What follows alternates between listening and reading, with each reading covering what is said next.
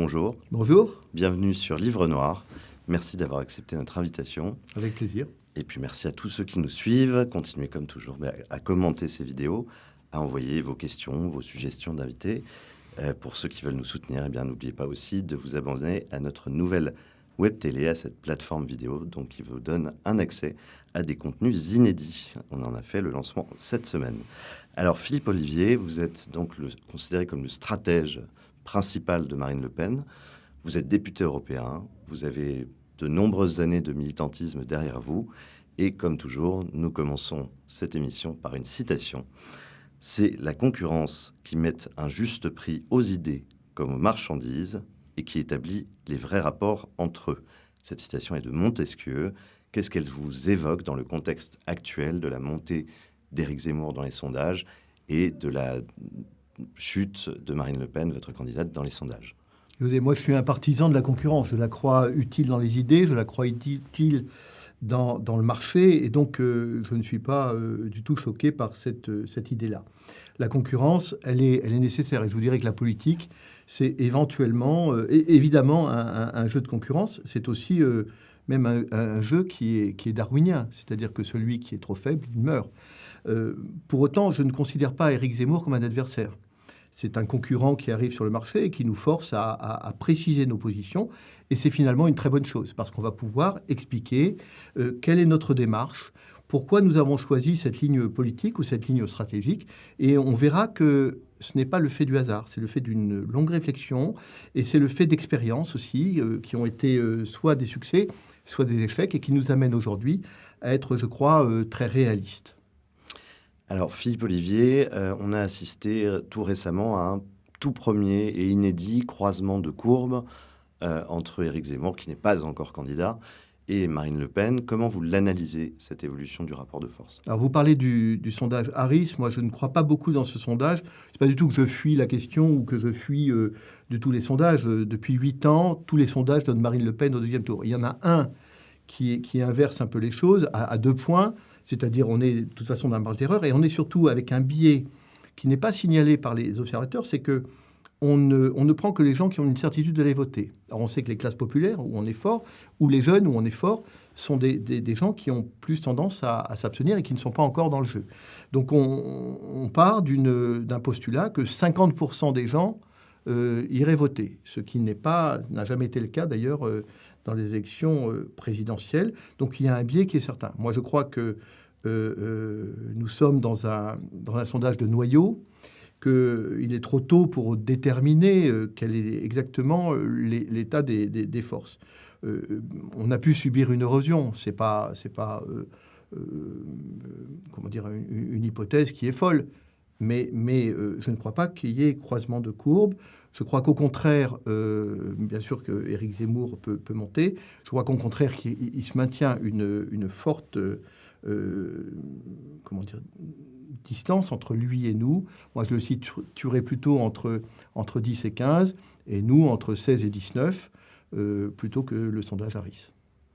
Comment vous sentez Marine Le Pen dans cette période de pré-campagne? C'est sa 3e donc, candidature à l'élection présidentielle. Vous la connaissez bien, vous êtes également son beau-frère. Voilà, qu'est-ce que vous ressentez comparé aux précédentes campagnes de son caractère aujourd'hui? Je crois que Marine n'a jamais été aussi bien préparée. Il ne faut jamais enterrer, j'allais dire, les Le Pen, hein, et surtout pas Marine. On l'a vu, on l'a enterré de multiples fois. Les Le Pen, ce sont des gens qui ont des capacités de combat hors normes, qui sont des gens extrêmement résilients, qui ont connu des échecs, des succès, et puis tous les avatars de la vie politique. Marine est une combattante de la cause nationale. Elle est persuadée, et à juste titre, je crois, que la stratégie qu'elle mène est la bonne. Alors, Éric Zemmour vient troubler un peu le jeu avec une vision un peu plus directe, un peu plus trash, un peu plus radicale, mais qui est, je crois, et on en parlera certainement, qui est, je crois, pas forcément adaptée à une élection présidentielle. Alors, on va parler un peu de vous, de votre parcours, avant de revenir effectivement à votre analyse politique sur la période actuelle. Vous avez milité au Front National depuis vos 18 ans. 1979. 1979. Qu'est-ce qui vous a poussé à l'engagement politique tout jeune donc? Alors, il faut savoir que moi, j'ai été élevé en Afrique. Je suis parti à l'âge de 6 mois. Je suis revenu à l'âge de 16 ans. Oui, est-ce que votre père était administrateur colonial, c'est bien ça? Exactement. Et donc, au moment où les États africains ont été indépendants, on a envoyé des gens comme mon père pour monter les nouveaux États. Et donc, j'ai été élevé en Afrique. Je suis un Français de l'étranger, en quelque sorte. Et j'ai appris la France de l'extérieur. Et cette France, je l'ai idéalisée. Je l'ai d'abord apprise sans vraiment la connaître. Alors, bien sûr, qu'on venait en vacances en France, mais je ne la connaissais pas. Et quand je suis rentré en France, j'ai eu une formidable déception. Et cette déception m'a amené à adhérer à une vision nationale, une vision que portait Jean-Marie Le Pen. J'ai écouté un jour Jean-Marie Le Pen à la radio, et je me suis dit, voilà, cet homme-là, il parle exactement comme je pense. Et donc, j'ai suivi Jean-Marie Le Pen. Il y avait à l'époque le RPR qui commençait à naître, qui était potentiellement un parti bonapartiste, qui aurait certainement pu m'intéresser, mais je ne croyais pas en Jacques Chirac. Et l'histoire a montré que j'ai eu raison. Alors, Le Pen était un personnage très, très truculent, très, très, très puissant, très brillant, très, très intelligent politiquement.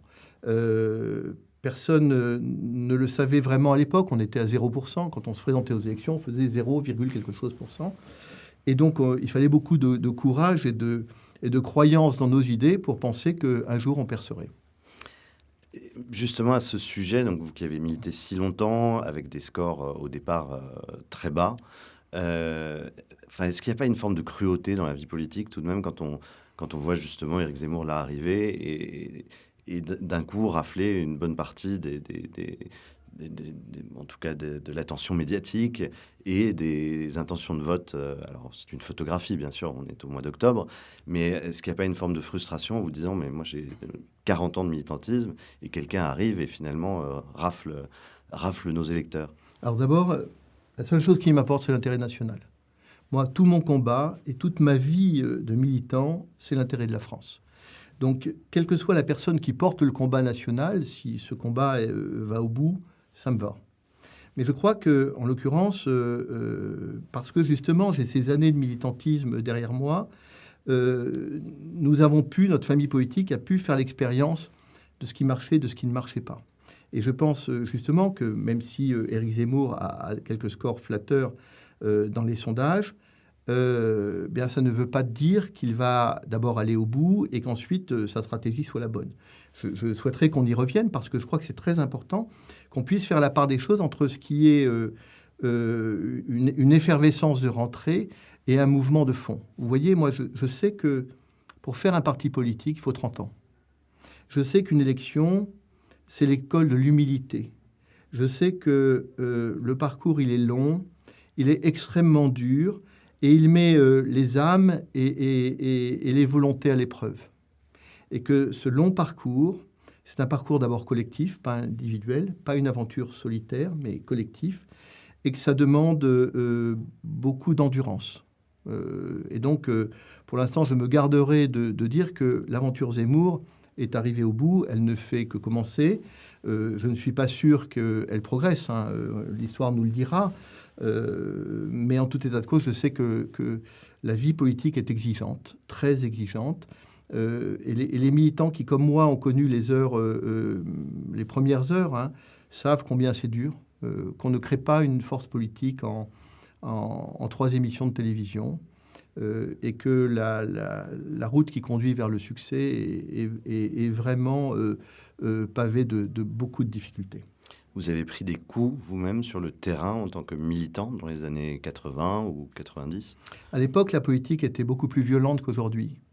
Et lorsqu'on arrivait et qu'on était sur un marché et qu'on distribuait des tracts pour mettre en garde contre l'Union européenne, enfin ce qui ne s'appelait pas l'Union européenne à l'époque, mais l'Europe, ou qu'on avertissait sur les dangers de l'immigration, c'était difficile. On rencontrait peu de gens qui étaient favorables. Et souvent même, on était attaqué. Moi, je me souviens dans les années 80, notamment après l'attentat de la rue Copernic, où il y avait une campagne extrêmement violente contre nous. On restait un quart d'heure sur un trottoir et on était immédiatement attaqué physiquement. Donc, c'était des périodes qui étaient extrêmement dures.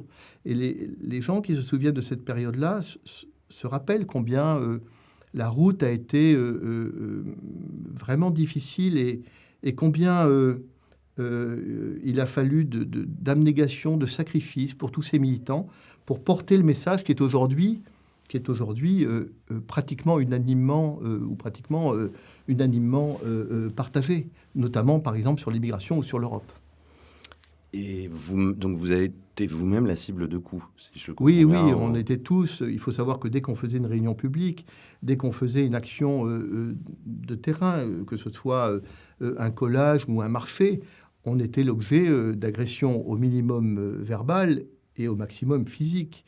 Donc c'est quelque chose qui était très sélectif. Hein. On parlait tout à l'heure de la concurrence et du caractère darwinien de la politique. Ceux qui restent sont des gens qui ont été particulièrement endurants. Vous êtes arrivé donc en 1979 en France, dans la commune de Draveil. Cette ville, vous la connaissez bien encore? Vous y allez régulièrement? Je continue à être un Draveillois, donc, parce que j'y ai encore ma famille. Et vous avez été conseiller municipal également? Alors j'ai été conseiller municipal, un petit peu contre mon gré d'ailleurs, parce que en réalité, Draveil ne m'intéressait pas comme commune politique, mais il se trouve que juste derrière chez moi, j'ai une forêt et que le maire de l'époque a eu la mauvaise idée de vouloir y construire 700 logements. Et donc, avec un collectif d'habitants s'est mis en place et pour contester ce projet qui était complètement dingue. Et ce collectif d'habitants a été l'objet de menaces de la part du maire, Georges Tron, qui est aujourd'hui en prison, et s'est égayé dans la nature. Et voyant cela, je me dis, écoutez, je dis ça aux gens qui sont là, moi j'ai envie d'y être, je ne vais pas laisser mes voisins, mes amis du quartier se faire persécuter et ne rien faire, rester dans mon coin. Et je suis comme ça devenu, un peu malgré moi, un acteur de l'action contre ce projet. Et ça m'a amené ensuite, parce que j'ai été sollicité, à monter une liste sur Draveil, qui était une liste qui ressemblait à une liste Gilets jaunes, qui était une liste avec évidemment des gens qui étaient de tendance nationale, mais des gens d'autres mouvances politiques qui étaient opposés à la dictature municipale de Georges Tron. Et vous avez vu la ville de Draveil changer en 40 ans, donc Je crois que tous ceux qui habitent la région parisienne ont vu la région parisienne changer. Draveil est un exemple, mais beaucoup d'autres villes sont des exemples de cette mutation démographique. Et avec cette mutation démographique, un certain nombre de problèmes sont apparus dans les écoles, des problèmes de sécurité, des problèmes de sentiment de ne plus être chez soi pour beaucoup d'habitants. Alors Draveil est encore épargné, mais pas loin de Draveil, vous avez Corbeil avec les Tarterets, vous avez Grigny avec la Grande Borne, vous avez un certain nombre de sites qui sont des exemples de dérives liées à une immigration excessive et incontrôlée. Est-ce que vous parleriez de grand remplacement? C'est un mot qui commence à faire son apparition très naturellement sur la scène publique. Est-ce que vous pensez que c'est un concept qui est pertinent ou non? Alors, je ne reprendrai pas le mot, non pas que j'ai peur des mots, mais parce que derrière ce mot, il y a l'idée qu'il y aurait un complot derrière ce remplacement. Il y a une poussée démographique que Jean-Marie Le Pen, d'ailleurs, avait mis en lumière dès les années 70-80, une poussée démographique du tiers-monde qui est colossale, puisqu'on avait en 1950 220 millions d'habitants en Afrique et on en aura 4 milliards en 2100. Donc on voit bien cette croissance exponentielle et évidemment ça fait peser sur nous une menace démographique. Alors après, qu'il y ait des gens qui aient un projet immigrationniste, oui, mais la vie, elle est faite d'actions qui se confrontent. On a des gens qui sont opposés à l'immigration et des gens qui sont favorables à l'immigration.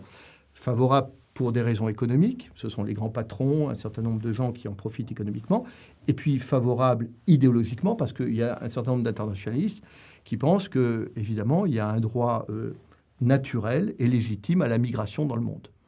Donc, ce sont toutes ces interactions qui font que eh bien, soit on subit un choc démographique, soit on ne le subit pas. Moi, je crois aux politiques et je crois que la fonction des politiques, c'est de maîtriser les événements. Et je crois en la volonté politique. Et c'est pour ça que depuis que je suis très jeune, je me bats pour que l'on reprenne en main les choses et qu'on inverse cette situation-là. Je ne veux pas me dire que le grand remplacement est une fatalité. Je ne veux pas me dire que nous allons être balayés par la submersion migratoire. Je veux me dire que nous avons en nous les forces politiques, humaines, pour régler ces questions-là, qui sont des questions éminemment modernes, hein, celles des grands flux migratoires qui parcourent la planète. Marine Le Pen a déclaré que l'islam était compatible avec la République. Est-ce que vous pensez, cette stratégie, ce terme, cette phrase lui a été fortement reprochée par une partie des militants du Rassemblement national, par les partisans également d'Éric Zemmour. Est-ce que justement Marine Le Pen a eu peur des mots en utilisant cette formule? Est-ce qu'elle s'est soumise au diktat de la pensée unique, comme certains l'ont dit ou écrit? Est-ce que vous pouvez nous expliquer ce retournement sémantique? Moi, j'ai vécu dans des pays africains qui étaient entièrement musulmans. Et ces pays africains, on y était bien, même si on était chrétien. Il n'y avait pas de difficulté. Et je crois qu'on peut tout à fait vivre avec des musulmans sans être embarrassé par une vision intégriste de l'islam. Nous distinguons deux choses. Il y a d'un côté l'islam, qui est une pratique religieuse, qui est personnelle, et qui doit être évidemment compatible avec nos règles de laïcité. Et puis on a l'islamisme, qui est une idéologie, qui est un islam politique qui vise à une conquête. C'est cette idéologie-là que nous combattons. Nous ne combattons pas les religions. Nous laissons les croyants libres de leur choix religieux. Donc nous avons évidemment fait le choix de bien distinguer islam et islamisme. Mais est-ce que la France serait toujours la France avec l'islam comme religion majoritaire, par exemple? Mais la vocation d'un État n'est pas de gérer les consciences. Maintenant, moi je crois qu'il faut arrêter l'immigration. Je crois qu'il faut surtout réaffirmer les règles que nous avons, qui sont des règles immémoriales maintenant, hein, qui sont des règles héritées bien sûr de la République, mais avant elle de la monarchie, qui sont des règles qui ont fait la France. Les règles de la laïcité. Je pense que une religion, le choix religieux, c'est une opinion. Alors, moi, je respecte toutes les religions, mais on nous dit dans la Déclaration des droits de l'homme, les opinions sont libres, les opinions doivent être reconnues, et on nous dit les opinions même religieuses. Donc, on considère que la religion est une opinion. Donc, une opinion, elle se combat. On a le droit de ne pas être d'accord avec une opinion. Elle ne doit pas s'imposer dans l'espace public. Et elle ne doit pas non plus devenir une vérité d'État. Donc il faut maintenir les religions dans leur sphère privée, dans leur sphère cultuelle, et laisser l'espace public dans une sphère laïque où tout le monde est libre de vivre à sa manière, enfin à la manière des Français en ce qui concerne la France. Alors Philippe Ollivier, vous avez été militant, mais pas seulement, vous avez toujours eu une carrière privée.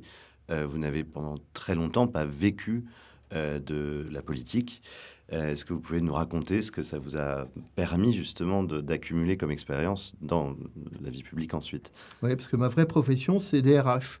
Je suis directeur des ressources humaines. Je l'ai été pendant très longtemps dans une société de transport, qui était une petite société qui est partie de rien et qui a fini par un groupe de 700 personnes. C'est vous dire qu'on a vécu une très belle aventure, une aventure humaine, entrepreneuriale, sociale aussi, parce que je crois qu'on a fait beaucoup pour les gens qui ont eu, je crois, la chance de travailler avec nous.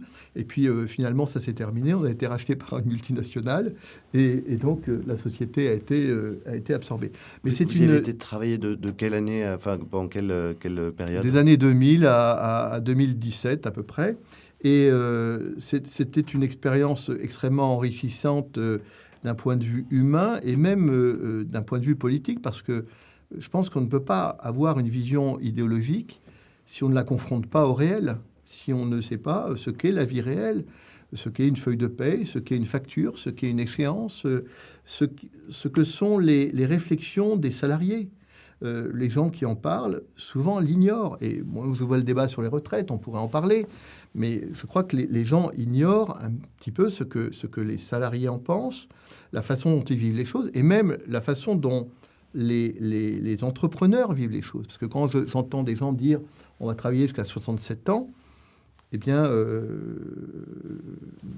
les gens qui sont dans l'entreprise nous disent il y a des fois des gens de 67 ans qui ont un peu du mal à suivre les progrès techniques, notamment numériques. Et puis, en ce qui concerne les métiers manuels, il y a même une incapacité physique. Décharger un camion à Rungis par moins 2 degrés, quand on a 67 ans, ça devient impossible. Donc, il y a évidemment le mur des réalités que l'on finit par connaître quand on vit dans l'entreprise. Alors, pour rester sur le sujet des retraites, est-ce qu'il ne faut pas mieux raisonner en annuité? Parce que ça a souvent été reproché à Marine Le Pen, cette fameuse retraite à 60 ans. Est-ce que c'est une question, là encore, de lexique? Est-ce qu'il n'aurait pas fallu expliquer cette mesure par un calcul en annuité? Et je crois qu'on raisonne en annuité, 40 annuités, sachant qu'il y a beaucoup de gens qui commencent à travailler très tard et que finalement, quand vous commencez à 23 ans, vous finissez après 48 annuités à travailler jusqu'à 63 ans. C'est effectivement en annuité qu'il faut raisonner. Il faut aussi ne pas perdre de vue que nous sommes un pays de chômage de masse et qu'en ce qui concerne la retraite et la poursuite du travail au-delà d'un certain âge, on a un peu le tropisme allemand. On a regardé ce qui se passait en Allemagne. Et en Allemagne, ils ont une crise démographique qui est majeure et qui est peut-être même létale pour eux, qui les met dans un état absolument épouvantable. Et donc, partant de ce constat-là, ils ont dit on a 2 mesures à prendre. 1, faire venir des immigrés, et 2, augmenter l'âge de la retraite. Nous avons du chômage de masse. Donc, nous ne pouvons pas raisonner comme les Allemands. Nous ne sommes pas un pays qui a besoin de main-d'œuvre. On a, trop de main-d'œuvre. On a des personnes qui attendent un emploi. Et donc, notre problème, c'est de mettre les personnes qui sont sur le marché du travail dans l'emploi. Et non pas de maintenir des gens artificiellement dans l'emploi, alors même que ça pose un certain nombre de difficultés, à la fois humaines et même techniques, je vous l'ai dit. Donc vous seriez favorable à ne plus parler de retraite à 60 ans, mais de calcul en annuité? Je pense que ce serait effectivement plus juste, parce que le procès nous est fait d'un irréalisme économique et politique, et je crois qu'au contraire, nous sommes extrêmement réalistes. Nous avons une vision très juste des choses, et je crois très humaine. Les Français n'aspirent pas à travailler jusqu'à pas d'âge, alors même qu'il y a des jeunes au chômage. Vous avez connu donc le Front National de Jean-Marie Le Pen dans les années 80. C'est même lui qui vous a, mis le virus politique dans le corps et dans la tête. Ce Front National était beaucoup plus libéral, considéré comme beaucoup plus libéral. Il l'est beaucoup moins aujourd'hui. Il y a des reproches d'étatisme. Qu'est-ce que vous en pensez, vous qui avez connu toute l'histoire de ce parti depuis plus de 40 ans? Qu'est-ce que vous pouvez nous dire de son évolution? Alors Jean-Marie Le Pen était un homme, j'allais dire, de son temps. Et à l'époque, il y avait à la fois Reagan et Thatcher et une vague extrêmement libérale. Et rétrospectivement, alors moi j'étais sur une vision beaucoup plus colbertiste, naturellement. Je me sens bonapartiste. Je me sens quelqu'un qui a construit sa vision politique dans le gaullisme social, dans une vision qui est une vision d'État. Pourquoi? Alors, pas étatiste. Pourquoi cette vision? Parce que je pense que nous sommes un pays de chercheurs et d'ingénieurs. Mais nous ne sommes pas un pays de créateurs d'entreprises. Lorsqu'il faut faire Orange, eh bien, si l'État ne fait pas France Télécom, il n'y a pas Orange. Nous avons les ingénieurs et nous avons les chercheurs pour faire de grandes entreprises, mais nous n'avons pas des gens qui commencent dans leur garage et qui finissent avec des pépites industrielles. Donc il faut tenir compte de ça, et il faut que l'État soit derrière pour insuffler une impulsion économique ou entrepreneuriale. Et après, ça part. Donc vous voyez bien que la vision libérale de Le Pen était, je pense, de son temps. Je pense qu'elle n'est plus adaptée. Je pense que l'idée d'une économie sans usine, c'est une aberration. Et moi, dans les années 90, j'ai été de ceux qui ont créé les syndicats du Front National. Et alors, on a créé des syndicats et on les a appelés Front National. Et ça a été un scandale total, puisque personne n'avait jamais pensé à appeler un syndicat du nom d'un parti politique. Mais ça nous a valu un succès immédiat. C'est-à-dire que dans la police, sans avoir distribué un seul tract, nous avons eu tout de suite 8% ou 9% des voix, et nous avons eu des élus. Puis nous avons fait des petits dans la pénitentiaire, dans la RATP, et nous avons vu les sections se monter. Et finalement, ce sont les tribunaux qui nous ont interdit. Les tribunaux nous ont interdit, et donc ont interdit des syndicats. Alors que ça aurait fait un esclandre partout, parce qu'on aurait dit c'est scandaleux d'interdire des syndicats. On a interdit des syndicats en France sans aucune protestation médiatique ou politique. C'est dommage parce que je pense que si on avait laissé ces syndicats, aujourd'hui, ces syndicats qui auraient été contre la mondialisation, qui auraient été contre l'ubérisation, contre un certain nombre de dérives, eh bien ces syndicats seraient aujourd'hui des acteurs essentiels de la vie sociale. Alors, l'histoire n'est pas finie. J'espère qu'on aura l'occasion de les refaire. Mais vous voyez, moi, j'ai toujours eu cette fibre sociale qu'a Marine Le Pen. Et c'est justement dans le débat, puisque vous avez lancé un peu sur Zemmour, c'est un peu ce qui nous sépare aussi de Zemmour. Zemmour ne s'est pas encore exprimé sur la question sociale et économique. En tout cas, il a donné quelques bribes, mais rien de plus. Et on le situe plus entre Fillon et Macron que préoccupé par les considérations sociales. Moi, je suis élu à Calais. C'est un secteur qui était extrêmement touché par la crise économique, où les gens vous disent mais moi, à partir du 15 du mois ou du 20 du mois, je mange du pain avec du café. Voilà où on en est aujourd'hui en France. Et moi, je n'ai pas envie de dire que ces gens-là sont des privilégiés. Je n'ai pas envie de dire que les dépenses sociales sont inutiles, parce que ce sont des gens de chez nous, parce que c'est notre peuple, et que je n'ai pas envie de les abandonner. Donc je n'ai pas cette vision libérale. Je crois qu'on ne peut pas avoir une vision nationale si on n'a pas une préoccupation sociale forte. Ça va de pair. Il n'y a pas deux peuples. Il n'y a pas un peuple qui profite de la mondialisation, qui profite de l'enrichissement, et un autre qui est laissé sur le bord de la route. Il n'y a qu'un seul peuple, et moi je crois que l'honneur des politiques, c'est de faire en sorte justement que la nation rassemblée aille vers l'avenir. C'est pourquoi je crois en la vision sociale. Et si j'ai bien adhéré au discours identitaire de Jean-Marie Le Pen, j'étais un peu plus réservé sur la vision économique et sociale. Mais comme j'étais un bon militant et que j'étais particulièrement discipliné, je n'en ai rien dit. Mais aujourd'hui, je peux lever le secret que j'ai gardé en moi. Donc une divergence avec Éric Zemmour, a priori, sur cette question économique et sociale. Est-ce qu'en revanche, vous rejoignez toutes ces positions qu'il a commencé à dévoiler sur la question migratoire? Marine Le Pen, récemment, a évoqué effectivement ces grands points programmatiques pour lutter contre l'immigration. Il y a quand même de grandes similitudes. Est-ce que vous détectez des différences, ou est-ce que vous estimez que sur ce sujet, vous avez une vraie communauté de points de vue et d'analyse? Alors nous avons une certaine communauté, évidemment, sur un certain nombre de constats, on est complètement d'accord. On est tellement d'accord, d'ailleurs, que quand j'entends Éric Zemmour, que j'aime bien, qui est un type qui est humainement très bien et qui est un remarquable orateur et un intellectuel incontestable, Éric Zemmour est quelqu'un qui reprend exactement le discours de Jean-Marie Le Pen des années 80. C'est-à-dire que quand je l'écoute, je me rajeunis. J'ai l'impression, presque mot pour mot, d'entendre les paroles de Jean-Marie Le Pen. Alors ça devrait me plaire, mais j'en ai vu les limites. Les limites d'un discours qui est évidemment un discours de très grande vérité, et même plus, qui est un discours quelquefois un peu clivant, et un discours qui est quelquefois un peu trop idéologique. Depuis, moi j'ai vieilli, depuis j'ai vécu des échecs politiques collectifs avec notre famille politique qui m'ont fait évoluer sur un certain nombre de questions. Et la divergence que nous pouvons avoir avec Éric Zemmour n'est pas tant politique, même s'il y a, il nous semble, un certain nombre de choses sur lesquelles on pourrait revenir, mais surtout stratégique.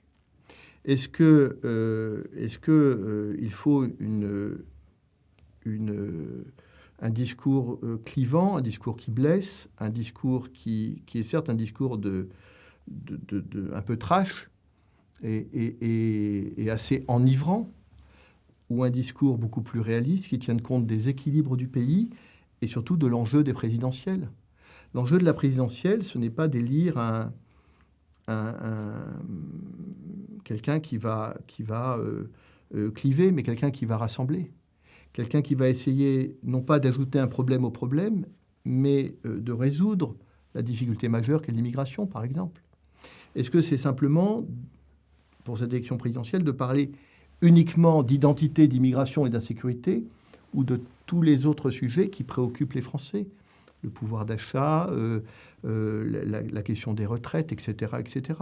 Vous voyez bien que toutes ces questions-là, elles portent en elles des divergences avec Éric Zemmour sur la stratégie politique qu'il entend mener.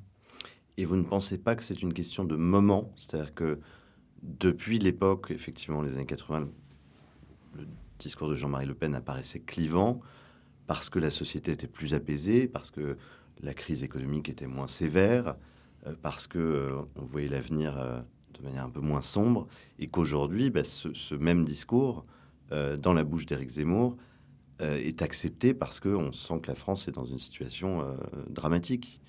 Est-ce que finalement, c'était pas le moment, non pas d'apaiser, j'allais dire chiraciser le discours, mais au contraire de l'accentuer? Alors, Éric Zemmour, je comprends bien ce que vous dites. Éric Zemmour, il tient un discours un peu trash. Ses partisans diront c'est un discours de vérité, de lucidité, de courage, soit. C'est le discours de Jean-Marie Le Pen. Moi, je l'ai vécu. Et je le dis à nos amis qui nous écoutent, ce discours-là, il a une limite. C'est 15%. Alors, on nous dit Éric Zemmour remplit des salles. Vous savez, moi, j'ai été l'adjoint de Bruno Maigret quand il était directeur de campagne de Jean-Marie Le Pen en 1988. 1988, c'est l'apogée de Le Pen. Le Pen est brillantissime. Il est extraordinaire. C'est à la fois un téléévangéliste formidable, un peu comme Zemmour. C'est aussi un tribun extraordinaire. C'est quelqu'un qui a une vraie vision politique, qui entraîne des foules. Imaginez qu'on remplit le Vélodrome de Marseille et on fait 15%. On fait 15% avec des gens qui sont dedans, qui sont à fond, mais on fait 15%.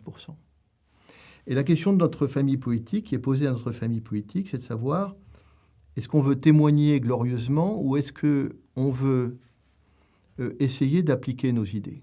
Moi, j'ai deux boussoles. C'est appliquer nos idées, et deux, l'intérêt national. Et quand je prends ces deux objectifs-là, je me dis que la voie que prend Éric Zemmour n'est pas la bonne. Ça nous ramène à des candidatures, certes, qui créent une certaine ivresse de la radicalité, mais qui n'apportent pas de certitude de conquête du pouvoir. Nous ne sommes pas... Alors, on a comparé la stratégie d'Éric Zemmour à celle de Trump. J'arrive, je prends le ballon, je cours dans la flaque d'eau, j'éclabousse tout le monde et je vais marquer l'essai. Je vois trois raisons pour ne pas comparer la situation de la France actuelle et d'Éric Zemmour avec la situation des États-Unis et Trump. C'est je pense qu'Éric Zemmour n'est pas Trump. C'est un autre tempérament, c'est pas la même chose. Et je pense qu'Éric Zemmour n'a pas la notoriété qu'avait Trump et l'image qu'avait Trump. La deuxième raison, c'est que Éric Zemmour ne s'est pas emparé du Parti républicain. Alors, il nous dit qu'il souhaite le faire et il essaye d'aller vers des primaires, mais le Parti républicain, il sait faire peu de choses. Mais il y a une chose qu'il sait faire, c'est rester sur la caisse. Et donc, il ne laissera pas partir Éric Zemmour avec la caisse. Et puis, la troisième chose, c'est que l'élection présidentielle américaine n'est pas l'élection présidentielle française. Aux États-Unis, on peut élire un cow-boy. Ça pose aucun problème. C'est Clint Eastwood dans la rue principale qui va sortir son... alors, le cow-boy, ça a été Reagan, ça a été en partie Trump, ou le type un peu farfelu, ça a été Carter, ou Biden qui est à moitié sénile. Mais en France, on élit un roi. On élit quelqu'un qui doit veiller à un certain nombre d'équilibres et qui doit participer à l'unité nationale. Alors certes, il peut poser les problèmes, certes, il doit avoir une vraie vision politique, mais il doit veiller à ce que les choses se passent pour le mieux et que on aille dans le cadre des institutions républicaines vers des solutions.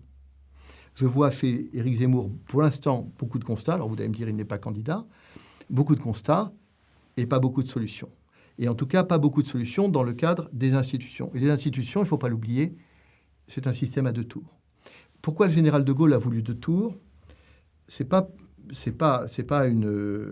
un hasard. C'est parce qu'il s'est dit, on va empêcher les dingues, les extrémistes et les types parce que le 2e tour permettra éventuellement d'aller rechercher un peu d'unité. Eh bien, nous sommes dans un système à 2 tours. Et à partir de là, il faut en tenir compte. Ça veut dire qu'il faut essayer de bannir les postures un peu clivantes. Et quand j'entends Éric Zemmour qui dit en ce qui me concerne, moi, je ne transigerai pas. C'est beau, ça a du panache, mais je ne suis pas sûr que ça prépare une vision vraiment politique. Alors, pour autant, est-ce qu'on doit se compromettre ? Est-ce qu'on doit aller vers des compromissions ? Non. C'est pas quelqu'un comme moi qui ai consacré ma vie au combat politique, au combat contre l'immigration, qui va vous dire on va se compromettre, on va tout abandonner. Qui peut croire d'ailleurs que Marine Le Pen ne voudrait pas résoudre le problème de l'immigration, ne va pas résoudre le problème de l'immigration? Bien sûr qu'elle va le résoudre. Mais nous, on essaye d'amener des solutions et des solutions concrètes. Donc elle l'a fait avec son projet de référendum, qui est à la fois une méthode de légitimité de l'action que nous menons et une réforme globale qui permet de résoudre tous les problèmes d'un seul coup, avec une déclinaison qui sont des ordonnances ou des décrets, mais qui permettent, et puis aussi une modification constitutionnelle pour donner un chapeau constitutionnel à tout, et qui permet d'avoir comme autorité le peuple français. S'appuyer sur le peuple français, lui donner la parole, et s'appuyer sur le peuple français pour donner une légitimité totale et incontestable à notre projet.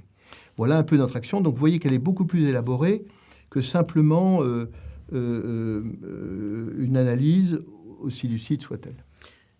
Par exemple, au sujet du référendum sur la question migratoire, même Michel Barnier l'a proposé dans ses annonces programmatiques. Et comment peut se distinguer aujourd'hui le Rassemblement national ? J'allais dire, on peut vous reconnaître d'avoir pu porter ces sujets seuls pendant 40 années, mais maintenant qu'ils ont infusé dans la société, comment vous distinguez justement par rapport à d'autres formations politiques ou d'autres candidats ? Qu'est-ce qui va faire la spécificité du Front National, du Rassemblement national pendant cette élection ? Vous savez à quoi on reconnaît les élections, la période électorale ? C'est que tout le monde se met à parler d'immigration. C'est qu'à partir du moment où tout le monde se met à parler d'immigration, on se dit que les élections arrivent. Et moi, je crois qu'il n'y a qu'une famille politique qui résoudra le problème d'immigration. C'est la famille nationale. Quand j'entends Xavier Bertrand qui fait des diatribes ou Pécresse qui propose des choses qui sont un peu invraisemblables, ou Barnier, le nouveau converti qui se découvre une âme de patriote anti-immigration, je souris doucement en me disant, voilà, tous ces nouveaux convertis sont bien opportunistes. J'ai toujours pensé, moi, dans ma vie militante, qu'il fallait créer, et ça a été le mérite de Jean-Marie Le Pen, à côté des libéraux, de la droite, une famille politique nationale. Parce qu'entre nous et la droite, qui a une vision économique, comptable, il n'y a pas une différence de degré, mais de nature. Nous sommes des patriotes. Nous, qu'est-ce qui fait notre engagement ? C'est l'amour de la patrie. Ce n'est pas les courbes d'échange, ce n'est pas le taux du livret de caisse d'épargne, c'est autre chose. On est dans quelque chose de fondamentalement différent. Et nous disons, nous exprimons une vision pour notre pays, qui est à la fois une vision de l'homme par rapport à l'économie, qui est une vision par rapport à la société et par rapport à l'avenir. Et ça nous distingue totalement de la droite. Alors, qu'il y ait des gens de droite qui se reconnaissent dans un certain nombre d'idées que nous développons, oui, bien sûr, il y a une part de bonapartistes qui ont tout à fait leur place chez nous et nous les appelons à nous rejoindre. Mais quand je vois Éric Zemmour nous dire moi, je suis un candidat du RPR, je suis le RPR, etc., c'est un RPR fantasmé. car le RPR a été créé en 1976, mais il a été 6 mois bonapartiste. Après, il était chiracien. Et lorsqu'on nous sort une feuille où on voit un certain nombre de propositions extrêmement fortes, et notamment même cette affirmation l'islam n'est pas compatible avec la République, il faut bien savoir que c'était une journée en 35 ans. Une journée en 35 ans. C'était simplement une convention qui était faite pour essayer de contenir la poussée du Front National de l'époque.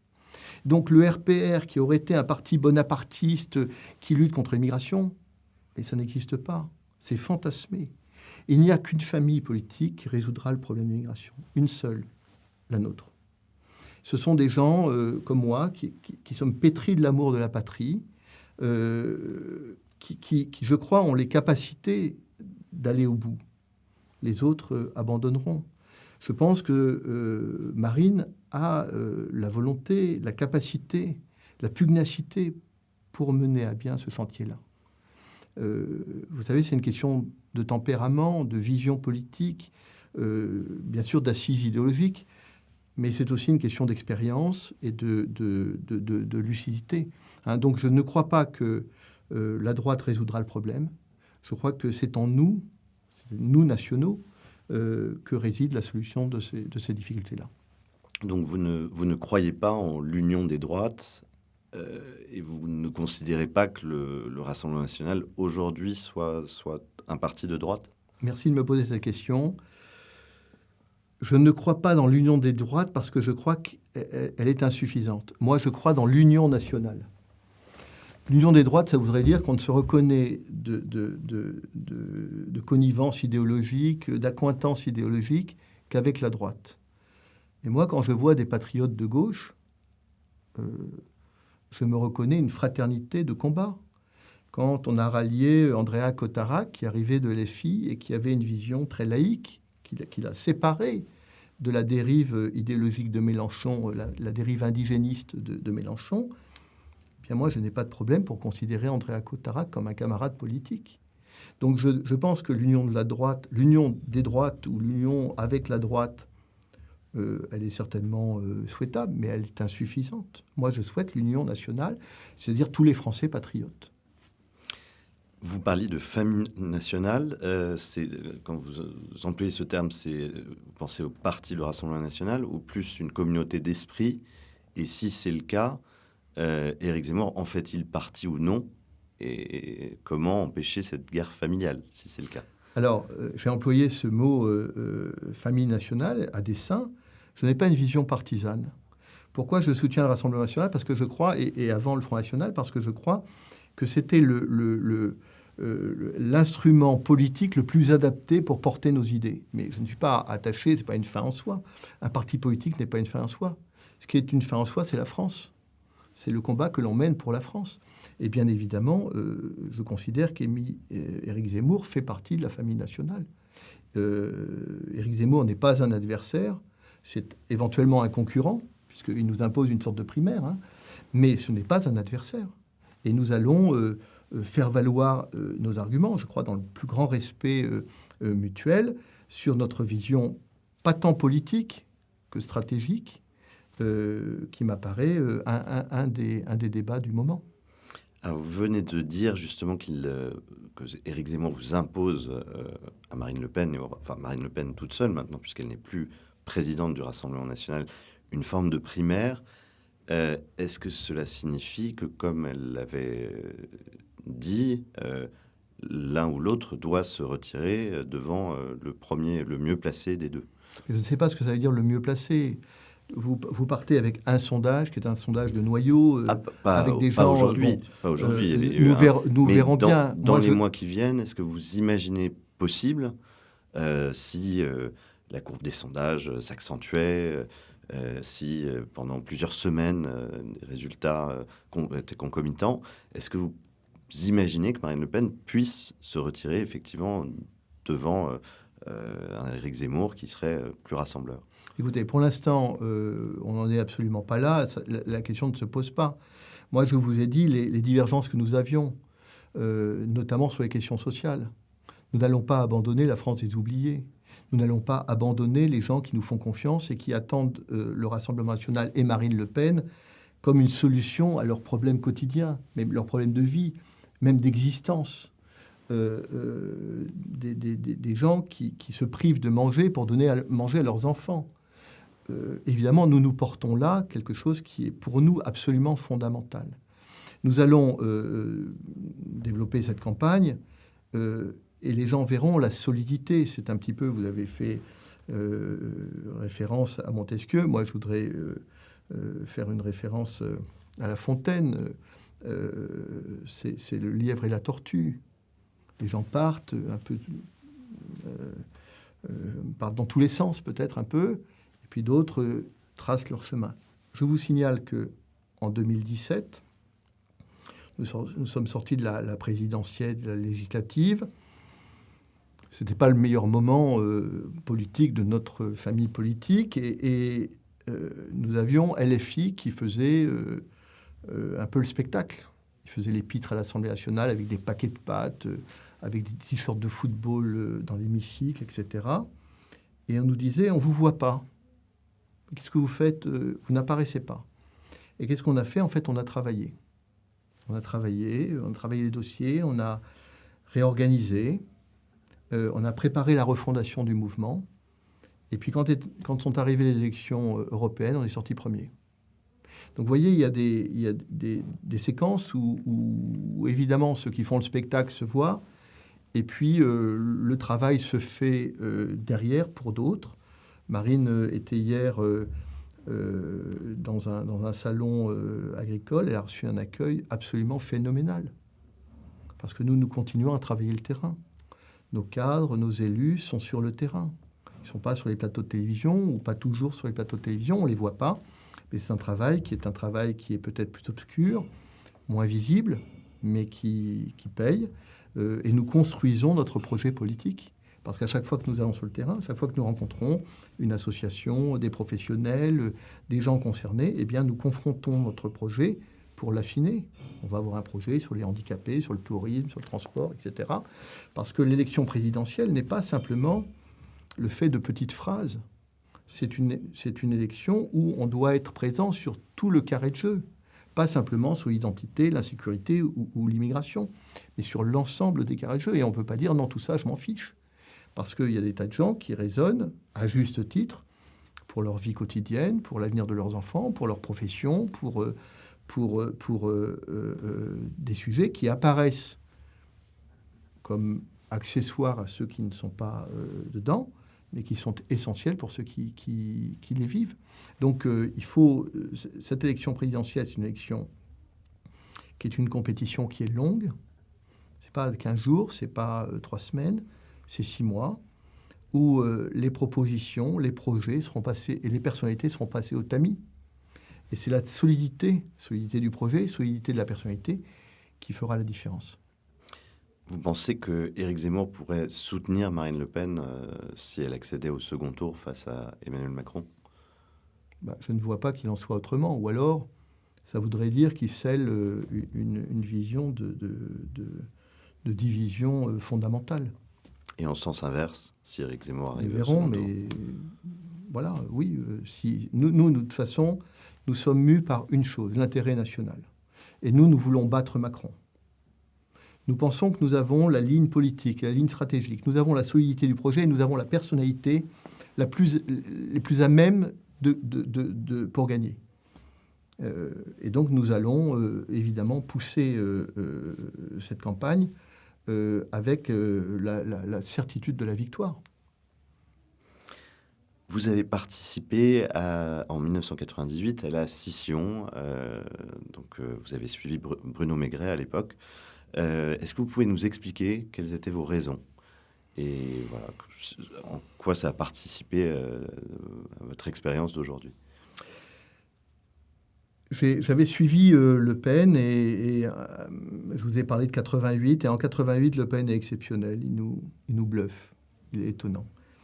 Et à partir de 88, Le Pen est un peu dans l'idée qu'il ne me mérite pas. Et donc, il se contient dans l'idée d'une petite rente. Alors nous, on est bouillants, on a envie de faire, et donc on pousse à la constitution d'un grand mouvement, qui sera le Front National des années 90, qui sera extrêmement performant. Il y a des tas de gens très, très brillants qui sont là, des vieux militants, et on fait un parti politique qui est extraordinaire. Et puis on se rend compte que Jean-Marie Le Pen, il n'a plus envie d'en jouer. C'est le sentiment qu'on a. Et puis il y a une distorsion entre le parti qui a eu des députés, des maires, et qui a envie de prendre une autonomie, et Le Pen qui a envie de le ramener à lui, et donc il y a une scission. Je vous parlais de la radicalité, et nous souhaitions une refondation. Cette refondation, Maigret sera incapable de la mener, pour des tas de raisons, et notamment parce qu'il repartira lui aussi vers la radicalité, qui l'amènera à 3%. Donc la scission qui doit tout résoudre et qui amène à 3%, j'ai déjà donné. Et puis, donc moi, je romps un peu avec le Front National, avec Le Pen, évidemment. Je ne romps pas avec la famille politique du tout, et je continue le combat. Je présente même une liste en tant que divers droite nationale à Maisons-Alfort. Et je mets en 2005 à travailler, 2005, 2004, 2005, à travailler avec Marine Le Pen, et je lui fais des notes. Et on commence à travailler sur la laïcité, tout un tas de thèmes qui vont ensuite dominer la vie politique et qui structurent aujourd'hui la vie politique. Et je vois en Marine Le Pen la personne qui va faire la refondation que nous avons souhaitée. Et si vous voyez autour de Marine Le Pen, Nicolas B, un certain nombre de gens, ce sont des gens qui avaient participé aussi à la session de 98 et qui voulaient une refondation. Cette refondation, ce n'était pas une trahison, ce n'était pas une renonciation à nos idées. C'était une modernisation de nos idées avec l'idée de construire la France d'après, concevoir la France du XXIe siècle. Et non pas vivre dans une nostalgie d'une France qui n'existe plus. Alors on peut le regretter, mais elle n'existe plus. Mais au contraire, d'essayer de se projeter dans l'avenir et de se dire quel projet national on peut avoir pour la France du troisième millénaire. Et Marine, elle a amené cela. Moi, j'aurais voulu, je peux vous le dire, qu'en 2011, elle mette en place toute cette logique de refondation. Ça a pris un peu plus de temps. Il y avait Jean-Marie Le Pen qui était là, il y avait des anciennes équipes. Ça a mis un peu plus de temps, mais là, nous y sommes. Et nous avons changé le nom du parti. Nous avons profondément modifié les fonctionnements internes et nous avons accepté un certain nombre de choses. Nous avons revu nos positions qui étaient un petit peu trop brutales sur l'euro et sur l'Europe, qui nous étaient reprochées. On avait un vrai problème de ligne. Ça ne veut pas dire qu'on adoube l'Union européenne, on en parlera peut-être tout à l'heure, mais que l'idée d'une aventure dont on ne connaît pas la fin, la suite et la fin, ça ne plaisait pas même à notre électorat. Nous avons, je crois, réorienté le mouvement vers une logique de parti de gouvernement, c'est-à-dire qu'on ne se contente pas de punchline, mais on essaye de travailler au fond les sujets. Je vous en ai parlé dès 2017. Et nous avons un certain nombre d'experts qui travaillent avec nous sur plein de sujets et qui nous amènent évidemment une vision juridique et politique qui est totalement différente. L'idée, est-ce que c'est de témoigner d'idées, de concepts, de projets politiques qui ne seront jamais appliqués, ou c'est de mettre en œuvre un projet politique national pour le pays? Eh bien, nous avons choisi cette solution-là, et nous sommes en train de le faire. Et c'est ça l'objet de la refondation. Moi, je suis très, très heureux et très fier d'y avoir contribué. Je pense qu'aujourd'hui, au sein du Rassemblement national, personne ne voudrait vous dire qu'il voudrait revenir au Front national. Vous parliez justement du changement de ligne sur l'Europe. Marine Le Pen il me semble que c'était en juillet 2017, a effectivement abandonné l'idée de sortir de l'euro et de sortir de l'Union européenne. Quels seraient donc les nouveaux moyens de pression qui ont été pensés, alors ce sera peut-être annoncé plus tard dans la campagne, mais pour effectivement échapper à l'influence parfois presque tyrannique de l'Union européenne et à son poids sur nos traités? Mais je reprends tout à fait votre terme. C'est un poids tyrannique. Parce que je le rappelle, vous êtes député européen. Exactement, mais avant d'être député européen... Et j'en profite, j'aimerais que vous nous racontiez aussi vos premiers pas au Parlement, l'impression que vous avez ressentie. Voilà, c'est le moment Europe. Alors, exactement. Alors, quand on a fait campagne contre l'Union européenne. On pensait que l'Union européenne, c'était l'enfer. Eh bien, c'est pire. C'est une vision qui est absolument hors sol. On a affaire à des doudingues qui sont des gens parfaitement idéologisés, qui nous amènent honnêtement vers la disparition de l'Europe. Ils ne sont pas européens, ils sont anti-européens, ils sont contre la civilisation européenne, ils sont absolument l'antithèse de tout ce qu'on peut représenter en matière de transmission, en matière de culture, en matière d'identité. Et donc, ce sont des ennemis absolus. Ce sont des gens qui vivent dans un autre monde. Imaginez qu'on a des sessions au Parlement européen. Il n'y a pas de session au Parlement européen où on ne parle pas d'immigration. Quand je vous dis on ne parle pas, ça veut dire qu'on ne donne pas de l'argent pour les migrants. On a des débats où pendant 2 heures, on discute de la situation des LGBT en Ouganda. Mais est-ce qu'il y a des transsexuels en Ouganda? Alors que même l'Ouganda, leur problème, c'est de savoir s'ils ont à manger ou pas. Et donc, en fait, on discute de ça, non pas parce que l'Ouganda a pris des positions contre les LGBT, mais parce qu'elle pourrait en prendre. C'est-à-dire que pour prémunir quelque chose qui n'est pas encore arrivé, on discute de ça. C'est pour vous dire qu'on est loin des préoccupations des gens. On est dans une vision qui est totalement idéologique et qui est folle, qui est absolument folle. On est dans le déni. Moi, quand j'interroge, je suis à la commission transport, quand j'interroge la commissaire européenne, qui est d'ailleurs roumaine, sur le travail détaché et la fraude en matière de travail détaché, et qui évidemment crée un préjudice certain aux entreprises françaises, elle me dit qu'il n'y a pas de fraude au travail détaché. Alors que tout le monde sait qu'il y a une fraude massive. Parce qu'ils font semblant de voir ailleurs. L'Union européenne est en train de programmer le pacte des migrations. Le pacte des migrations, c'est la suite du pacte de Marrakech. Le pacte de Marrakech était décembre 2018.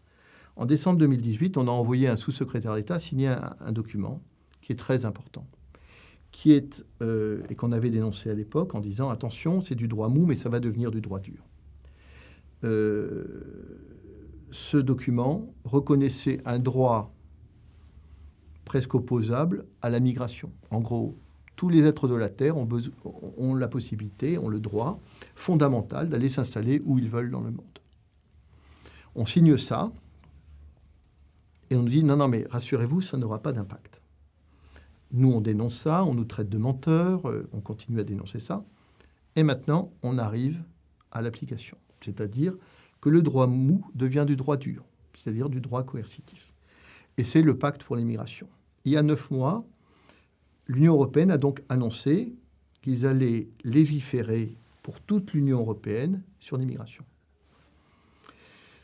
L'immigration n'est à l'origine pas une compétence de l'Union européenne, que ce soit les conditions d'accueil, les modalités d'accueil ou les conditions d'expulsion, ça relève normalement des États nationaux.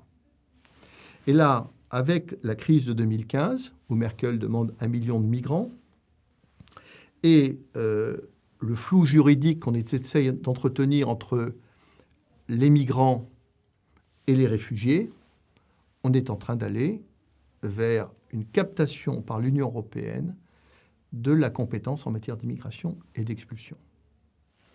Ils ont donc organisé un système où on va favoriser le passage des gens, le passage physique, pratiquement avec un pont aérien ou un pont maritime, le pont maritime étant fait par les ONG. On va imposer aux États des conditions d'accueil et des modalités d'accueil, un logement, un emploi, une formation, etc. Et on va empêcher les expulsions. On a calculé avec nos amis allemands de l'AfD, qui sont très allemands et qui ont fait des études extrêmement poussées, à partir notamment d'une enquête Gallup, que ça pourrait concerner 70 millions de migrants. 70 millions de migrants. Comme ils ne veulent pas faire un traité, parce que le traité imposerait un vrai débat, et qu'ils ne veulent pas de débat sur le sujet, ils vont passer par une procédure législative où ils n'ont pas besoin d'unanimité. Et comme ils ont peur des peuples et qu'ils ont peur des Français, et des populistes français, Ils ont décidé de passer ces textes après les élections présidentielles. C'est pour ça que les élections présidentielles françaises sont très importantes et que tous nos amis patriotes européens nous regardent en disant « mais vous détenez la clé de l'avenir démographique de l'Europe. Car si vous ne gagnez pas, eh bien, l'Union européenne fera passer le pacte d'immigration qui submergera l'Europe et c'en sera fini. » Et comment faire pour empêcher cela, justement, sans sortir de l'Union européenne, ni bien sûr de la zone euro? Eh bien, si Marine Le Pen est élue présidente de la République, on siffle la fin de la récréation tout de suite dans l'Union européenne. La différence, pour revenir à votre question, entre la période précédente et la période d'aujourd'hui, c'est qu'aujourd'hui, on n'est plus tout seul. Avant, on était tout seul. Donc, comment lutter tout seul contre l'Union européenne? On ne peut pas. Donc, on s'était dit, il faut sortir. On va mourir. Et là, on n'est plus tout seul. On a d'ailleurs tous les pays du Visegrad, mais même au-delà des pays du Visegrad, on a l'Autriche, on a l'Italie, qui est pays de première ligne. On a des pays qui se révoltent contre l'Union européenne. Et la France pourrait jouer un très grand rôle en prenant la tête de tous ces pays-là et redevenir un acteur fondateur de la politique européenne. C'est d'autant plus opportun en ce moment que Merkel est partie et que le poids de l'Allemagne va diminuer. Et donc la France a tout son rôle à jouer pour peu qu'elle accepte de le jouer. Et je crois que les nationaux français ont un rôle absolument essentiel. Et je peux vous dire en tout cas que nos partenaires étrangers, allemands, autrichiens, italiens, etc., regardent les élections françaises avec beaucoup d'intérêt et quelquefois un peu d'inquiétude en se disant si vous ne gagnez pas, eh bien ce sera difficile pour toute l'Europe. Qu'est-ce que vous pensez de ce qui vient d'être voté en Pologne? Et est-ce que justement c'est lié au départ d'Angela Merkel? Est-ce que la situation aurait pu être la même si Angela Merkel avait été encore au pouvoir? Alors, je ne sais pas quels sont les rapports entre la CDU, CSU et la Pologne ou la Hongrie. Hein. Il y a des fois des choses un peu ambiguës et les tectoniques des plaques sont parfois complexes. Mais la réalité, c'est que ça va dans le sens de ce que je vous disais. Il y a des peuples qui se révoltent, qui disent non, notre loi constitutionnelle est supérieure à la loi européenne. Oui, c'est ce que nous souhaitons faire avec notre référendum sur l'immigration. Voilà, c'est-à-dire que nous souhaitons, avec le référendum, amener une réforme constitutionnelle qui affirme la supériorité de la Constitution française sur les lois européennes ou sur les directives européennes. Et donc, on changerait à ce moment-là la nature de l'Europe. Elle passerait d'une Europe fédérale et en réalité jacobine, d'un État jacobin européen, à une vision d'un État, d'une organisation internationale laissant les États souverains et libres. Donc vous voyez qu'on peut très bien, par le biais d'un référendum français, changer complètement la nature des institutions européennes. Alors, pourquoi, en ce cas, en 2017, n'avoir pas prôné cette solution de référendum dès le départ? Parce qu'on était dans une logique, on était tout seul. À ce moment-là, la Hongrie n'était pas montée en ligne. La Pologne ne se faisait pas entendre. Il n'y avait pas de crise en Autriche qui justifie une réaction en Autriche ou en Italie. Et donc, on était un peu seul. Donc, on était, nous, sur une ligne de sortie de l'euro et de l'Union européenne. Mais aujourd'hui, la situation est totalement différente. Vous savez, l'intelligence et la capacité d'adaptation. Ce n'est pas parce qu'il y a eu une situation qui a imposé un certain nombre de points de vue. Si la situation change, naturellement, il faut changer son point de vue et réorienter sa stratégie ou sa vision politique. C'est ce que nous avons fait. Et nous avons également aussi entendu nos électeurs. C'est-à-dire que quand nos électeurs nous disent « on ne vous suit pas sur ce terrain-là », est-ce qu'on doit dire non, nous, on croit au peuple, mais quand le peuple nous parle, on ne veut pas l'entendre? Nous, on a écouté. Et quand on allait sur les marchés en 2017, on nous disait ah ouais, c'est bien ce que vous dites, mais on est un peu inquiet. Hein, votre histoire sur l'euro, sur l'Europe, c'est un peu inquiétant parce qu'on ne voit pas bien où vous voulez aller. Donc on sentait bien que notre électorat pouvait avoir une réticence et qu'il y avait un côté un peu anxiogène sur cette position-là. Nous voulions, par exemple, sur l'euro, que la monnaie puisse servir d'instrument de relance économique. Et à ce moment-là, en 2017, on nous disait c'est impossible. vous êtes des fous, enfin c'est n'importe quoi. L'orthodoxie monétaire allemande impose une sorte de remarque, un truc qui bouge pas. Et puis finalement, la crise arrive, et que fait l'Union européenne? Elle se met sur notre ligne. Elle crée de la planche à billets, on distribue du plan de relance plein pot, et donc on nous donne raison rétrospectivement. Donc la monnaie qu'on voulait réformer pour en faire un instrument de relance économique, eh bien, elle est devenue ce que l'on souhaitait. Donc on a évidemment une position qui a évolué en fonction de ces paramètres. Est-ce que vous pourriez nous faire rentrer dans le Parlement européen? À quoi ressemble une session du Parlement européen? À quoi ressemblent ces gens? C'est dans un quartier un peu déshumanisé de Bruxelles. Voilà, un peu. Voilà, faites-nous partager cette atmosphère. Alors, Bruxelles, c'est une ville-monde. Vous prenez une photo de Bruxelles et vous ne savez pas si vous êtes à Istanbul, à Bruxelles ou ailleurs. Déjà, vous êtes dans l'ambiance. Vous arrivez au Parlement européen. Le Parlement européen, c'est la tour de Babel. Alors, c'est une tour de Babel où, avec l'organisation allemande, on a tout réglé. C'est-à-dire que vous avez 27 pays, vous avez énormément de langues et vous avez des traductions dans tous les sens. Alors, on traduit de l'italien au hongrois, du hongrois en lituanien, etc., Donc, en fait, quand on arrive dans une salle et qu'on met ses écouteurs, on ne voit pas de différence. Et en réalité, il y a énormément de différences. D'abord, on a des clivages politiques entre les écologistes et nous, entre des gens de diverses opinions.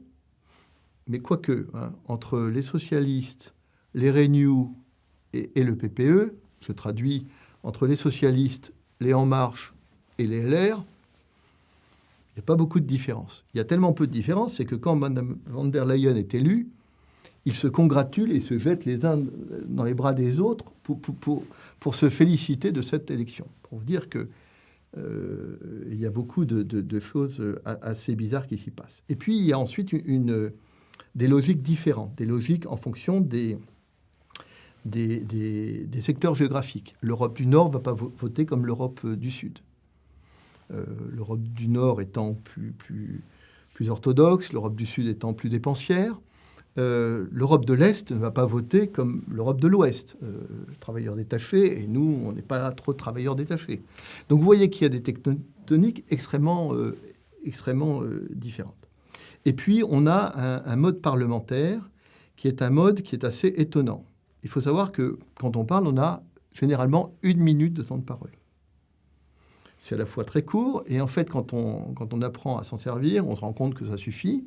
Mais c'est assez intéressant, et on devrait s'inspirer de ça dans beaucoup d'institutions françaises, parce que quand vous êtes en commission ou en séance, prenons un cas de commission, vous parlez du surtourisme. Vous parlez du surtourisme pendant 1 heure, et vous avez 50 orateurs, 50, qui vont parler 1 minute, et qui vont évoquer avec une culture politique, une sensibilité politique et une origine géographique différente, le cas du surtourisme. Et donc, vous écoutez ces orateurs-là pendant 50 minutes ou 1 heure, et vous avez une vision panoramique de la question du surtourisme en Europe. Donc, c'est donc extrêmement intéressant parce que, finalement, vous avez une réflexion générale sur l'ensemble des sujets. Et surtout, vous anticipez tout ce qui va arriver dans nos pays. C'est-à-dire que passe à l'Union européenne, 6 mois avant, tout ce qui va arriver dans nos pays. Moi, je vous annonce le pacte d'immigration. Le pacte d'immigration, quand il arrivera, sera trop tard. Quand il arrivera en France, le Parlement européen, le Parlement français n'aura que le choix de l'approuver ou de l'approuver. Sauf si, évidemment, il y a une majorité de nationaux au Parlement européen, et à ce moment-là, on bloquera. Mais on l'aura bloqué avant à l'Union européenne si toutefois Marine est élue. Donc, on voit bien que cette logique politique, elle est à la fois très intéressante parce qu'elle permet d'avoir une vision, parce qu'elle permet d'anticiper les coûts, mais c'est une sorte de gigantesque rouleau compresseur qui écrase les peuples. L'Union européenne, on croit souvent que l'Union européenne veut aller vers un État fédéral. En fait, on se trompe. Ils sont passés de l'idée de l'État fédéral à l'idée de l'État jacobin européen. C'est-à-dire un empire. En fait, voilà. Un empire. C'est l'empire contre les nations. Mais tous les empires ont été contre les nations. Et là, c'est un empire. Donc le propre de l'empire, c'est d'être impérialiste, c'est-à-dire s'accroître, grandir. Et là, une fois qu'on a dépassé les frontières de l'Europe, on passe à la Turquie. Et puis demain au Maghreb. Ça ne leur fait pas du tout... c'est pas du tout un problème, puisque de toute façon, l'idée, c'est un marché. À l'époque, Dominique Strauss-Kahn, je crois que c'était au moment où il était au ministère de l'économie et des finances, avait envisagé effectivement une extension de l'Union européenne vers le Maghreb en intégrant les pays. Mais c'est tout à fait dans leur logique. L'empire marchand n'a pas de limite. Et il a tellement pas de limite qu'on a inventé l'extension géographique, mais même on saute les mers, puisque avec les accords de libre-échange, en fait, on passe au-delà du Pacifique, au-delà de l'Atlantique, etc., pour aller vers des pays. Alors, on fait des accords de libre-échange avec le Vietnam, on fait des accords de libre-échange avec le Canada, etc., demain avec le Brésil. Oui. Et donc, en fait, on étend l'espace marchand, de cet empire marchand, au monde entier. L'idée, c'est en fait de détruire toutes les nations pour n'avoir qu'un empire marchand. Donc, l'Union européenne... Ça ressemble quand même au mal absolu. Alors maintenant, pour vous donner un ordre, une vision de la conception démocratique du Parlement européen, je vais prendre un seul exemple. L'Union européenne est une dictature. C'est une dictature parce que quand vous êtes opposant, vous êtes considéré comme un ennemi. Imaginez que l'OLAF, qui est l'organisation policière qui contrôle un certain nombre de choses au sein de l'Union européenne, a la possibilité de perquisitionner les bureaux des députés sans leur présence, sans les prévenir, et en prenant même leurs données personnelles. C'est-à-dire que vous laissez votre téléphone portable, sur le bureau, les gens de l'OLAF arrivent, ont droit de regarder dedans, qui vous avez vu, à qui vous avez appelé, etc. Et pour eux, ça leur paraît tout à fait normal. En France, on critique un peu la démocratie française, et on a souvent raison, mais au Parlement français, personne ne touche à l'agenda d'un député. Alors, sauf si, évidemment, il y a une commission rogatoire, sauf s'il y a des choses, mais on ne peut pas rentrer dans un bureau d'un député et tout contrôler. Donc, vous voyez bien que cette Union européenne qui donne des leçons de morale à la terre entière n'est pas très vertueuse en ce qui concerne les règles démocratiques. Alors, vous épousez donc la fille de Jean-Marie Le Pen, Marie-Caroline Le Pen, à la fin des années 90. Non, j'épouse la femme dont je suis amoureux. Bien sûr, oui. Qui est Marie-Caroline Le Pen. Mais je veux dire, et là, bon, c'est une information Wikipédia, donc votre fille est la compagne de Jordan Bardella. Comment vous expliquez qu'il y ait de tels liens globalement entre famille et politique, et particulièrement au Rassemblement national ? Moi, je n'ai pas choisi ma femme en fonction de l'identité de son père. Il se trouve qu'on épouse, on fréquente les gens de son milieu. Et vous savez, le combat politique, c'est un combat extrêmement prenant. Donc, se créer des liens qui font que on se rencontre et puis quelquefois, ça va au-delà. C'est tout à fait normal. Et nous sommes une famille de combattants. On nous reproche, mais qu'est-ce qu'on va reprocher à la famille Le Pen ? D'être totalement investi dans le combat politique. Chacun d'ailleurs avec sa personnalité, Marion avec la sienne, Marine Le Pen avec évidemment la sienne. Et le propre des Le Pen, c'est d'être assez indépendant et de faire valoir leur spécificité propre. Donc chacun le fait avec son âme, son cœur, son énergie. Mais en tout état de cause, je pense que c'est plutôt... quelque chose de beau de voir une famille comme ça engagée dans le combat politique national. Alors, quelles sont, à votre avis, quelles seront les grandes thématiques de cette campagne présidentielle 2022 ? Alors, bien évidemment, on a l'identité. Et pas parce que Zemmour l'a mis au centre du débat, parce que c'est une question qui court depuis les années 80, depuis en fait 1976 et le décret de regroupement familial. Bon, la perspective du pacte des migrations ne va pas arranger les choses. Je pense que ça ramène encore de l'actualité à cette question-là. Et puis derrière, évidemment, on a la question d'identité. Et derrière, on a la question de l'enjeu de civilisation. Qu'est-ce qu'on veut pour notre pays ? Qu'est-ce qu'on veut pour notre continent, pour l'Europe ? Qu'est-ce qu'on veut pour ce qui a fait la civilisation française et européenne ? C'est l'enjeu de cette élection. Mais une élection présidentielle, c'est évidemment ces grandes questions. ces grandes questions fondamentales, qui posent aussi les questions de la liberté, qui posent aussi la question des régulations par rapport aux géants que sont les GAFAM, il y a des tas de questions de cet ordre-là. Et puis il y a le transhumanisme, et puis il y a des tas de choses qui se posent. Et puis il y a les questions du quotidien. Parce que les gens votent aussi pour des questions du quotidien. Le pouvoir d'achat, la retraite, l'avenir des enfants, la formation, l'emploi, etc. Et là, il faut aussi répondre. On ne peut pas simplement dire aux gens, vous allez voir, c'est un enjeu de civilisation. Une fois qu'on a tourné autour de ce totem, les gens disent, mais l'enjeu de civilisation, ça me rapporte combien? C'est quoi? Et moi, en bas à droite de ma feuille de paye, l'enjeu de civilisation, je ne vois pas. Moi, j'ai des factures à régler, j'ai des problèmes quotidiens. Donc, il faut aussi que notre famille politique soit capable de répondre à toutes ces questions-là. On n'est pas simplement dans l'incantation, on n'est pas simplement dans le développement, même talentueux, de questions fondamentales. On est aussi dans le quotidien, dans le concret. Et on doit être des gens du concret, du réel. Vous avez été la plume de Jean-Marie Le Pen pour certains discours, également de Marine Le Pen, au moins lors de la dernière élection de 2017, pour certains discours aussi. Est-ce que vous le serez à nouveau pour ces élections? Et qu'est-ce que cela fait que d'être plume, d'écrire, de faire partager un discours qui va être forcément très repris? Est-ce que vous pouvez nous raconter un peu les dessous de ce travail d'écriture? Alors, c'est une épreuve d'humilité, parce que, on écrit, en fait, on participe. On n'écrit pas tout un discours, c'est assez rare. Il y a un certain nombre de contributeurs, et donc après, il y a des arbitrages de contributions. Donc, on n'écrit pas tout un discours. Marine Le Pen, elle réécrit tous ses discours.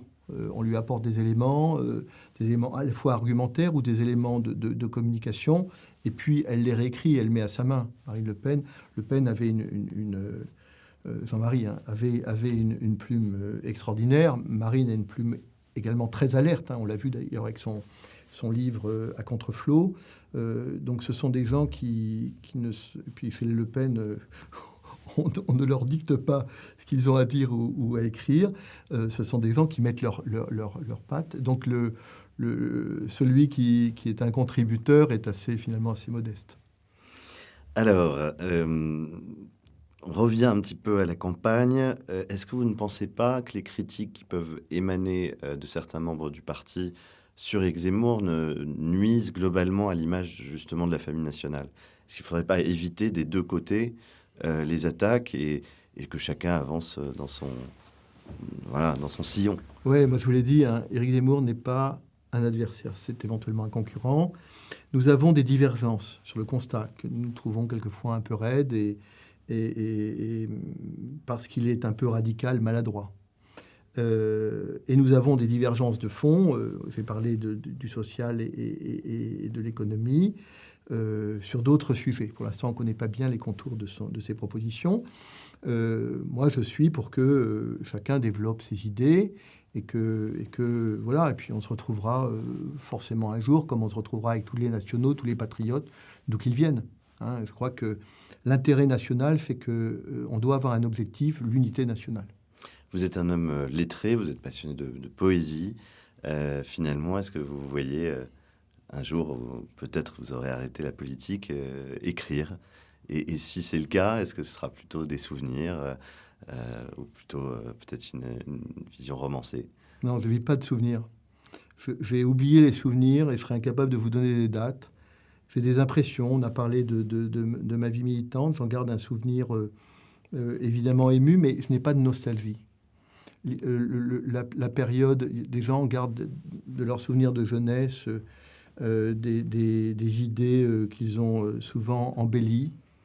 Moi, je crois que les militants de notre famille politique dans les années 70, 80 et même 90 ont beaucoup donné. C'était très dur. Très dur. Je n'ai pas de nostalgie. Moi, j'ai la passion de l'avenir. Je pense que l'enjeu pour notre famille politique n'est pas de vivre dans le souvenir ou de la nostalgie, mais de concevoir le monde d'après. Ce monde de l'intelligence artificielle, du transhumanisme, des grands flux migratoires, des grandes menaces internationales, de la montée de la Chine, de l'effondrement d'un certain nombre de certitudes que nous pouvions avoir à l'échelle de notre civilisation occidentale, quelle est notre réponse? Quelle France voulons-nous pour demain? Quelle Europe voulons-nous construire? Quelle civilisation voulons-nous maintenir? C'est cela notre projet. Ce n'est pas de vivre dans le souvenir. Donc, je n'écrirai pas des souvenirs. Si je dois écrire, j'écrirai plutôt je continuerai le combat politique, à la fois commenter ce qui se passe et essayer d'inventer le monde qui va après. Si vous repensez à ces presque 5 dernières années, depuis l'élection présidentielle 2017, quel bilan vous tireriez? Est-ce qu'il y aurait des mea culpa à faire, à votre avis, peut-être sur la gestion humaine ou sur, je pensais peut-être la fabrication de réseaux? Voilà, qu'est-ce que vous noteriez principalement dans la partie débit du tableau? Oui, alors certainement, il y a des fautes qui ont été commises, parce qu'il n'y a pas d'action qui se développe sans erreur. Peut-être des injustices, mais globalement, on a fait un formidable parcours. Je crois qu'on a sorti notre famille politique de la marginalité. On l'a sorti des tentations radicales et groupusculaires qui la tentent quelquefois. Nous avons, je crois, essayé de faire émerger une culture de parti de gouvernement. Et on voit bien d'ailleurs que tous les thèmes qui sont aujourd'hui sur la table sont ceux que nous avons posés et que LR est largué. Et donc c'est tout cela l'œuvre de Marine. Marine, elle a changé la famille politique. Changer une famille politique, c'est extrêmement difficile. C'est pour ça que je crois que la tentation de la radicalité ou de la marginalisation n'est pas un progrès, mais une régression. Nous devons aller vers l'idée de concevoir un projet national juridiquement et politiquement viable. C'est cela qui doit être l'objectif de notre famille politique. Et c'est ce à quoi nous travaillons depuis 2017, mais même avant, depuis 2011, en réalité, depuis que Marine a pris la présidence du Front National d'abord et puis du Rassemblement National ensuite. De quoi êtes-vous le plus fier dans votre vie? Écoutez, si je dois avoir une fierté militante, ce n'est pas une fierté qui m'est due, c'est, je pense, d'avoir suivi Jean-Marie Le Pen pour créer une famille nationale autonome. C'est-à-dire sortir de ce tropisme qui voulait que les nationaux, les nationalistes, voient dans la droite classique, dans la droite libérale, bien forcément les maîtres du jeu et s'envisager comme une force supplétive. Et nous sommes devenus une force autonome. Et je pense qu'il ne faut pas qu'on redevienne une force supplétive. Je pense qu'il faut qu'on ait confiance en nous et qu'on se dise que l'avenir du pays, il est entre les mains des patriotes, dans la volonté des patriotes, dans leur détermination, dans leur capacité à embrasser l'avenir, à contraindre les événements, à les contraindre dans le cadre d'un calendrier et un cadre juridique qui nous est donné. On ne choisit pas le cadre. Le cadre, il nous est donné. Eh bien, faisons avec le cadre qui nous est donné. Soyons je crois, pragmatiques et essayons de faire en sorte que nos idées arrivent au pouvoir. Quand vous pensez aux candidats actuels, imaginons les élections législatives post-présidentielles de 2022, avec qui vous pensez imaginer pouvoir travailler? Est-ce que vous pensez que les choses ont évolué, que vous pourriez travailler avec des candidats LR? Est-ce que si Éric Zemmour présentait des candidats, vous pourriez travailler avec eux? Quelles seraient les nouvelles alliances potentielles? Est-ce que justement le Rassemblement national pourrait enfin avoir des alliés sérieux? Est-ce que ce ne serait pas le progrès de 2022 aussi? Ah si, il y a un grand basculement politique. On a vu l'effacement, 2017 a vu l'effacement du PS, une grande partie de l'effacement LR, mais pas complètement, il termine à 19. Là, on va achever le travail d'effacement de LR. Donc, bien évidemment, tous les nationaux, quelle que soit leur origine politique, qu'ils viennent de la gauche, qu'ils viennent de la droite, qu'ils viennent d'ailleurs, parce qu'il y a peut-être des gens qui n'étaient pas très politiques, sont les bienvenus pour la reconquête nationale. Cette reconquête, elle existe toute l'énergie. Il y a des périodes de l'histoire de France où une génération de Français a une responsabilité particulière. Je pense qu'on y est. On a une responsabilité particulière. Si nous ne faisons pas le boulot, nous les patriotes français, eh bien la France disparaîtra. Et au-delà des étiquettes politiques, au-delà des clivages, au-delà des personnes, il y a une chose qui compte, c'est la France. Et je pense qu'il faut que tout le monde se retrouve. Alors, dans quelles conditions, je n'en sais rien, l'avenir le dira, et chacun développera ses arguments, et le peuple tranchera. Mais il faut qu'on se retrouve pour engager le redressement du pays. Puis, dernière question, justement, qu'est-ce qui vous donne encore de l'espoir dans cette France de 2021 ? C'est les sondages. C'est que quand je regarde les sondages, sans regarder les répartitions de sondages, c'est que notre famille politique, elle est à entre 32 et 34%, et que jamais on est monté si haut. Et que si on regarde Macron, il est à 26%. Et donc, normalement, si on s'y prend bien, il n'y a pas de raison qu'on perde. La force, elle est en nous. Mais notre adversaire, le pire, c'est nous-mêmes. C'est notre famille politique, ses divisions, ses tentations groupusculaires, ses visions peu réalistes. Je pense qu'il faut que, surtout, on garde le cap. Le cap, c'est la France. Le cap, c'est la victoire. Le cap, c'est de se dire que 34% des Français déjà approuvent au moins notre philosophie. J'espère demain notre programme, parce que il y a évidemment deux tours. Et je pense qu'on peut être très optimiste. Moi, je crois dans la victoire de nos idées.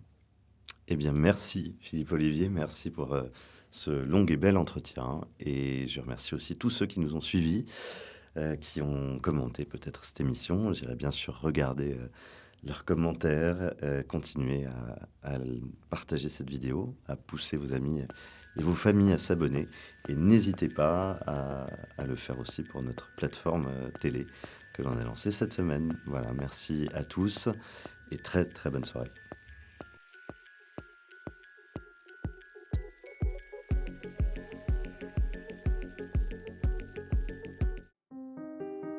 Livre Noir, c'est votre média. Une formule élégante qui, en 3 mois, grâce à votre soutien, a diffusé près d'une 30aine de portraits intimes et originaux. Et cela sans autre moyen que notre passion.